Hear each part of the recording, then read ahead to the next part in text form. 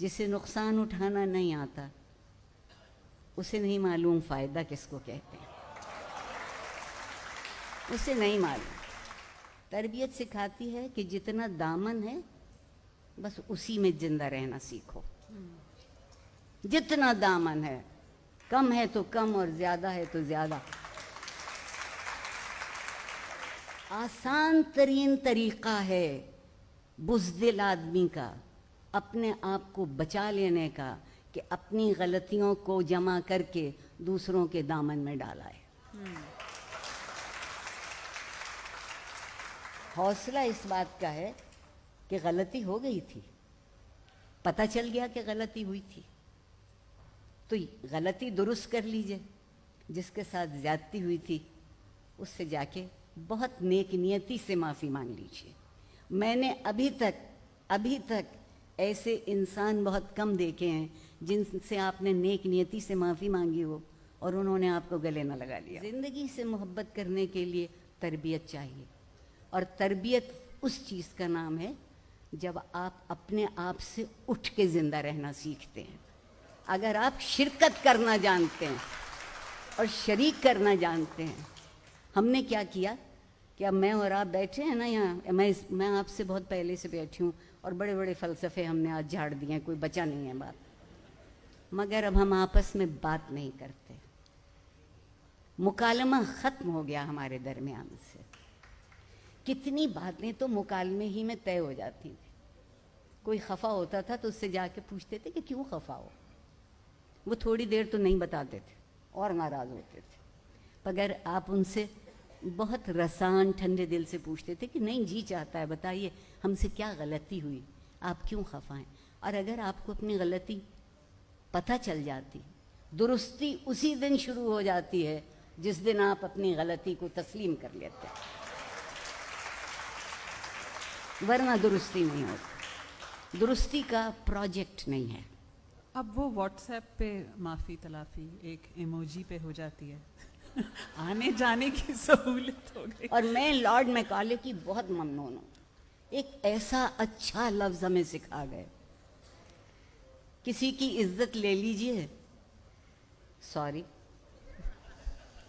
किसी को बेजा बोहतान लगा दीजिए, सॉरी। जान ले लीजिए, सॉरी। मैंने एक साहब से कहा था कि कुछ नहीं तो आधी कह दिया करो।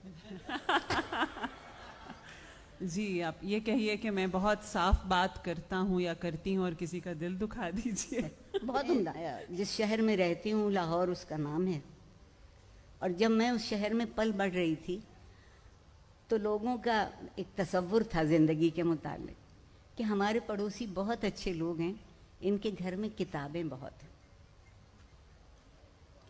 कहते थे ये जो हमारे बराबर रहते हैं कमाल के लोग हैं, इनके घर से बच्चा भी निकलता है तो सलाम करता है। फिर कहते थे कि कैसे अच्छे लोग हैं, कितने शरीफ लोग हैं, इनके घर से कभी ऊंची आवाज़ सुनाई नहीं देती। अब मैं जिस शहर में रहती हूँ उसी में पता लगता है कि हमारे पड़ोसी किस कदर उम्दा लोग हैं। रात को 2:30-3 बजे तक हल्ला गुल्ला होता रहता है। ये बहुत पसंदीदा लफ्ज़ है हमारा। और किस कदर शरीफ लोग हैं, उनके मकान के सामने कम से कम 4 गाड़ियाँ खड़ी रहती हैं। क्या बात है। कभी शराफत, आपके हुस्न सुलूक, और जिसे आपने फ़लसफ़ा कहा, उन बुनियादी कदरों पर यकीन का नाम था। अब शराफत गाड़ी के नए मॉडल का नाम है। और ये इंतखाब हमने खुद किया है। इसमें कोई सहूनी, कोई हिंदू, कोई यहूदी साजिश शामिल नहीं है, क्योंकि आमतौर पे हम जो कुछ करते हैं उसमें यही साजिशें शामिल होती हैं। आप सोचिए कि हम खुद को कहाँ ले आए। हम अनमोल लोग टकों टकों के दाम बिकने लगे। हम अनमोल लोग।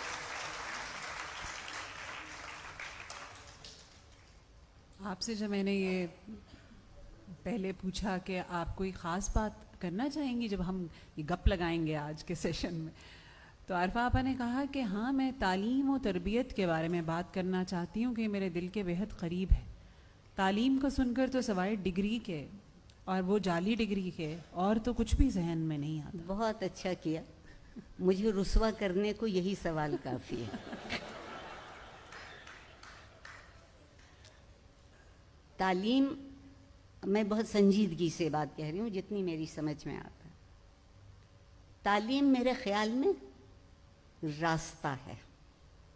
हम तालीम को मंजिल समझते हैं। इल्म मंजिल है, तालीम रास्ता है।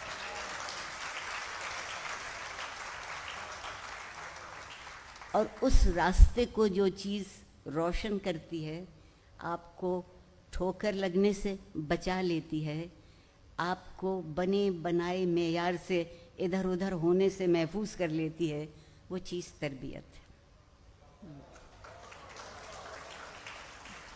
अब जब तक मैं पढ़ती थी स्कूल में भी कॉलेज में भी, तो ये लफ्ज़ इस्तेमाल होता था, तालीम व तरबियत। अल्हम्दुलिल्लाह हम चूँकि अब बहुत से मामलों में खुद मुख्तार हुए हैं, जैसे आबादी के मामले में खुद मुख्तार हो गए, फिर अब ताज़ा तरीन हम इंसाफ के मामले में खुद मुख्तार हुए हैं। अब हमें कोई इंसाफ की ज़रूरत नहीं रही, मुस्तनद है मेरा फरमाया हुआ, मीर के शेर को हमने दिल पे लिख लिया। इसी सूरत से तरबियत। और एक बात और, आज एक और भी रवैया है। वालिदैन कहते हैं कि तरबियत भी हम करें और 20,000 फीस वो लें महीने भर की, तो वो क्या करते हैं? वो कहते हैं कि हमने तो इनको प्रोजेक्ट्स दिए हैं, ये प्रोजेक्ट्स नहीं कर पाएंगे तो कुछ नहीं कर पाएंगे, और उस प्रोजेक्ट में तरबियत शामिल नहीं, क्योंकि तरबियत का प्रोजेक्ट नहीं होता, तरबियत का प्रोजेक्ट नहीं होता। तरबियत एक ऐसा खामोश अमल होती है जो आपकी रगों में खून की तरह दौड़ता है। एक दफ़ा आपका खून आपकी रगों में दौड़ने लगे तो फिर आपको कोई मुर्दा नहीं कर सकता। लोगों से सिर्फ एक बात कहना चाहते कि खुदा के लिए खुश रहना सीख लीजिए, खुश रखें भी। खुदा के लिए खुश रहना सीख लीजिए।